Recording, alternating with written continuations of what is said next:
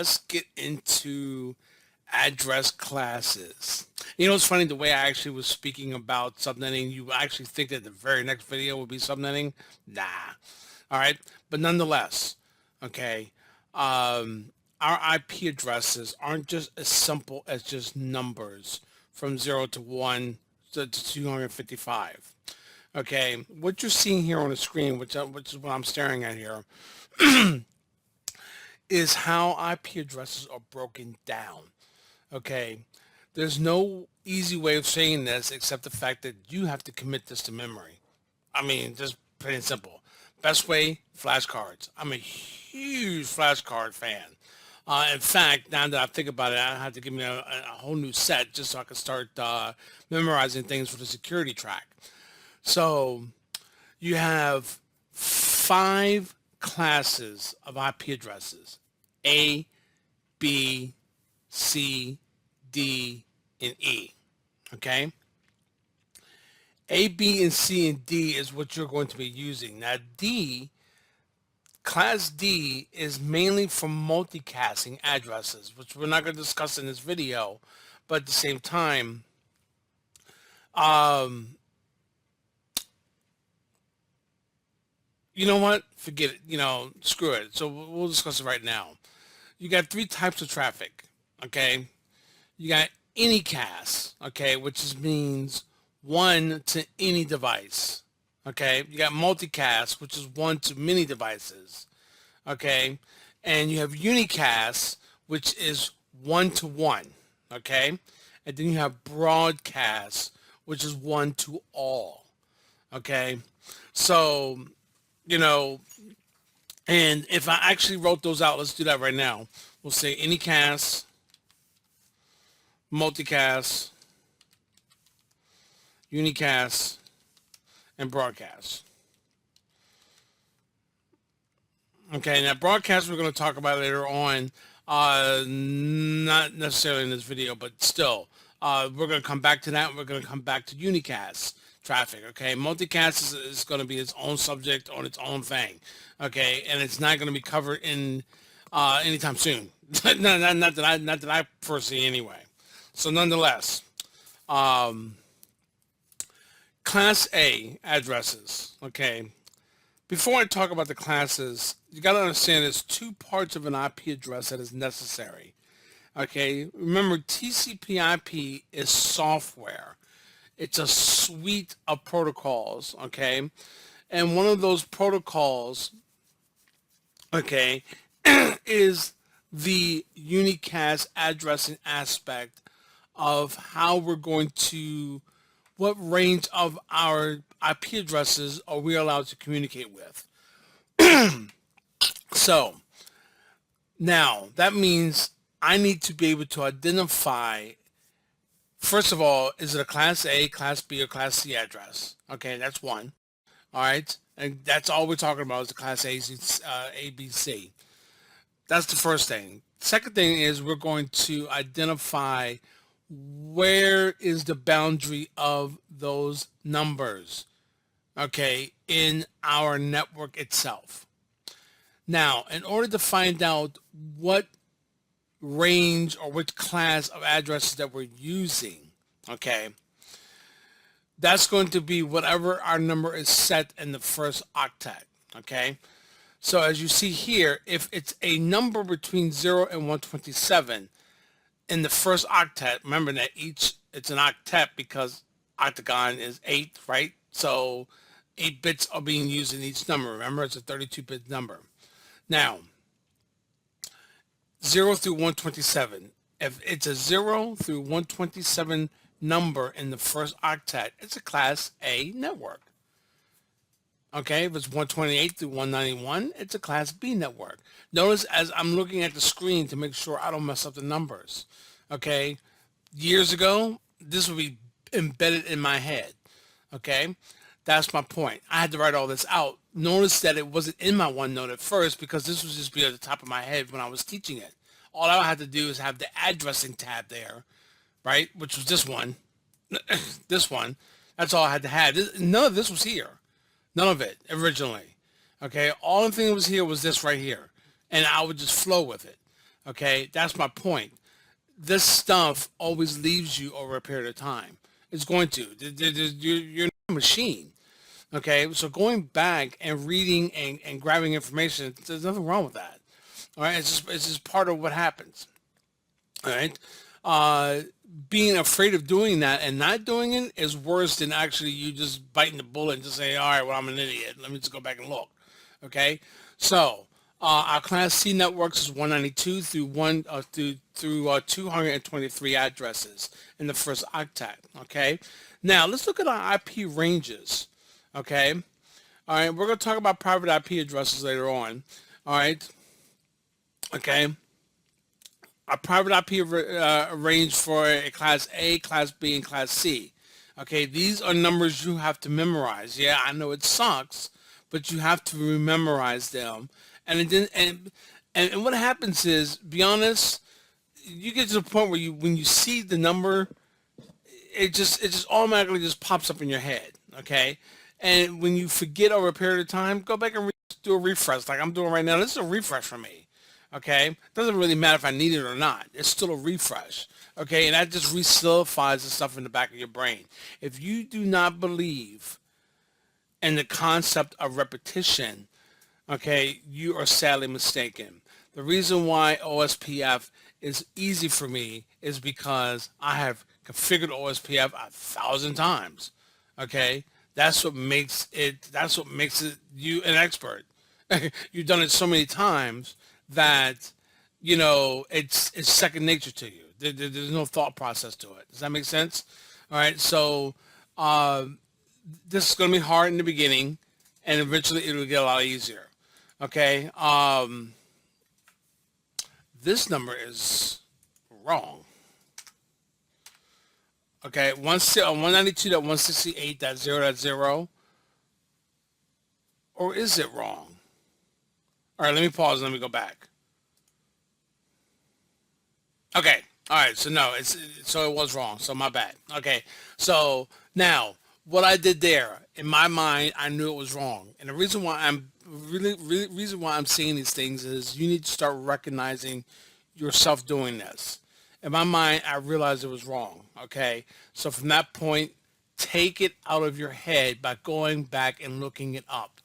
Okay, this is what you do when you're at work. You don't have time to actually put a thought in your head and put it on paper as an assumption. You don't have time for that. Okay, you're dealing with attention to detail, and that's not easy especially when you're not used to doing it on a regular basis. It's very difficult. Okay, but nonetheless, 192.168.0.0. Okay, the 255 to 255. Wow, to 255.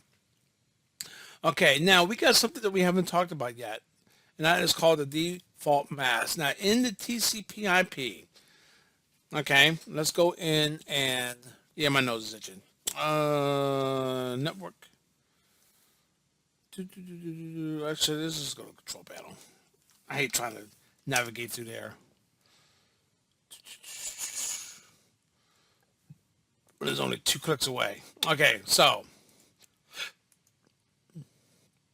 if I was going to manually put an IP address in here now, because this is, I'm assuming, still don't know for a fact, but I'm assuming that since this is Windows 10 Home, I can't make that change, but at least go in here and put the numbers in. Okay, notice that there are 3 things that it's asking for. Okay, 2 of those are required. 192, 168, we'll use a class C network, 0.1 IP address. Okay, notice that automatically, because of the 192 address I put in there, it automatically gave me a mask of 255.255.255.0.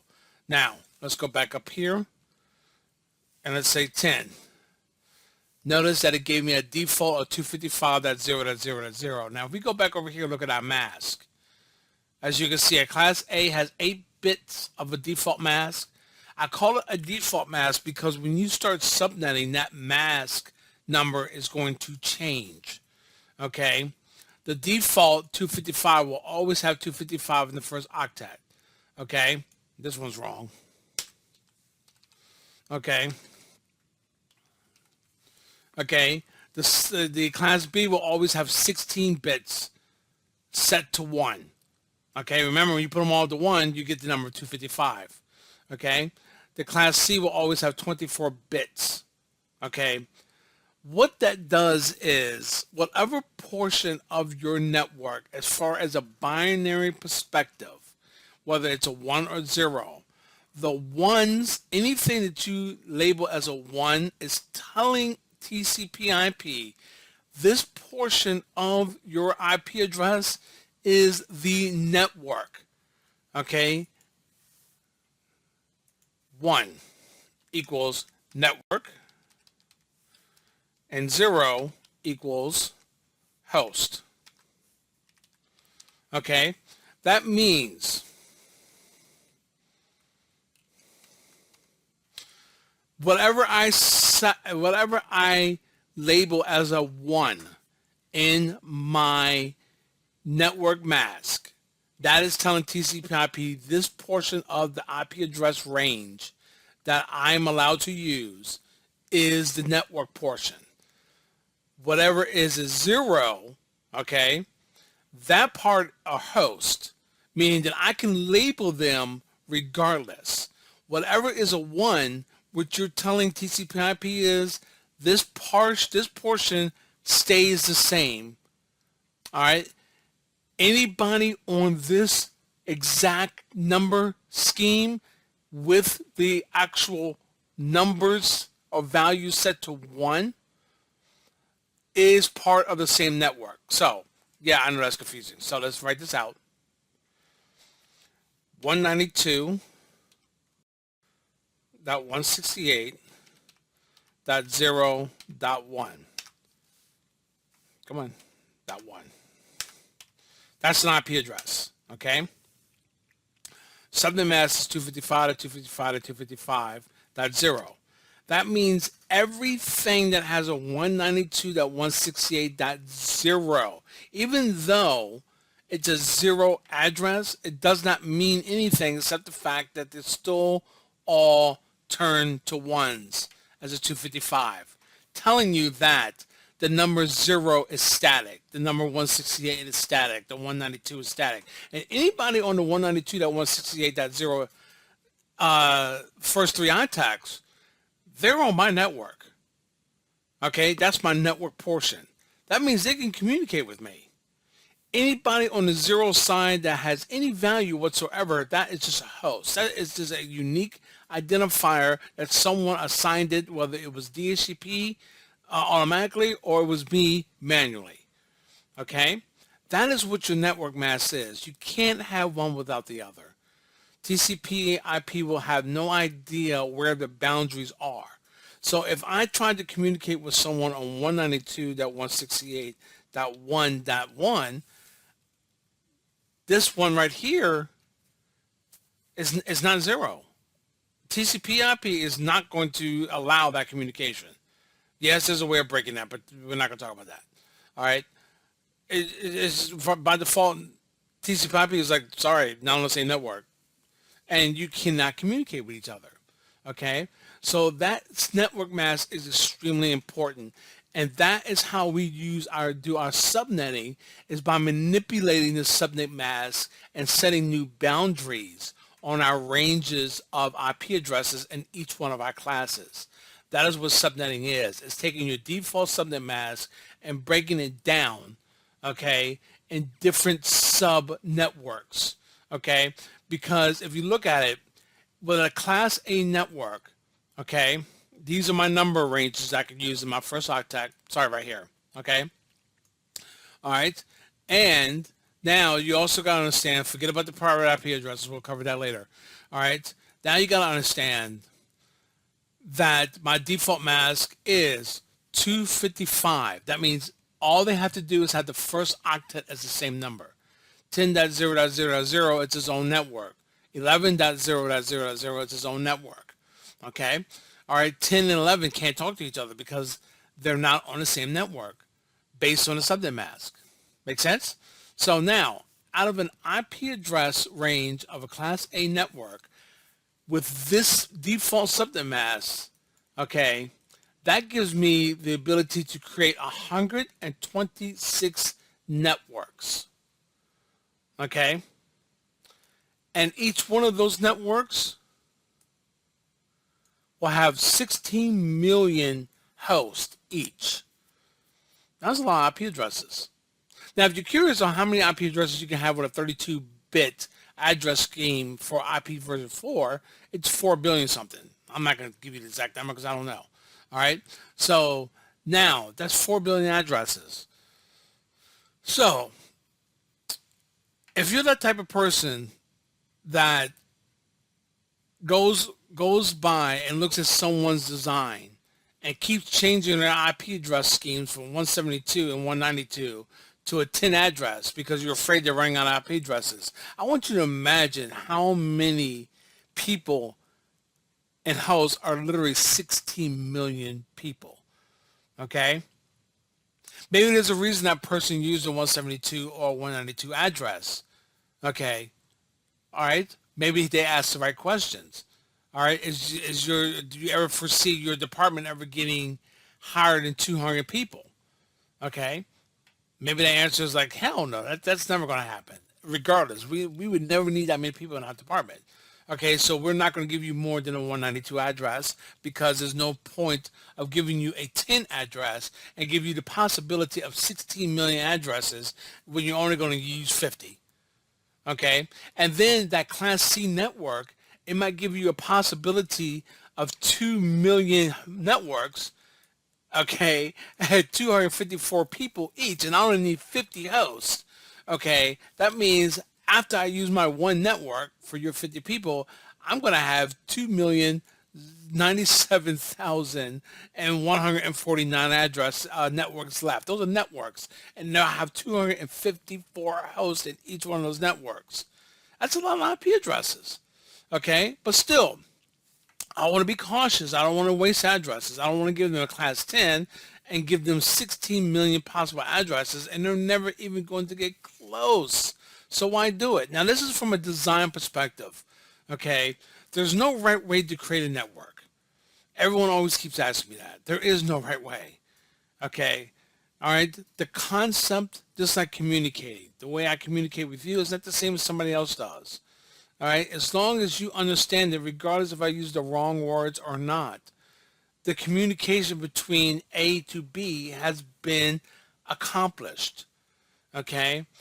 I can say the wrong thing all day long, 24/7, but if you get the idea what I'm saying, I have been successful as far as communicating what I wanted to communicate with you, okay? As long as you're getting from end to end. I don't care if it's secure or not.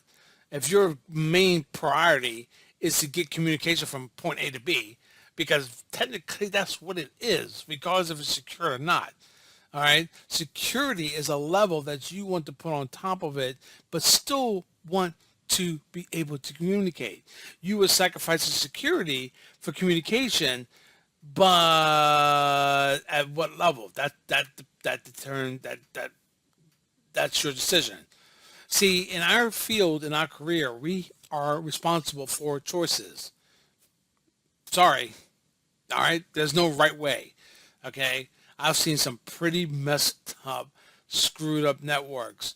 Okay? Where traffic would loop around, loop around, loop around like crazy, but it still worked. Okay? And it wasn't that easy to fix because of the way their methods were doing, the way it was designed. Okay? So nonetheless, okay? So this is basically the structure of our IP addresses.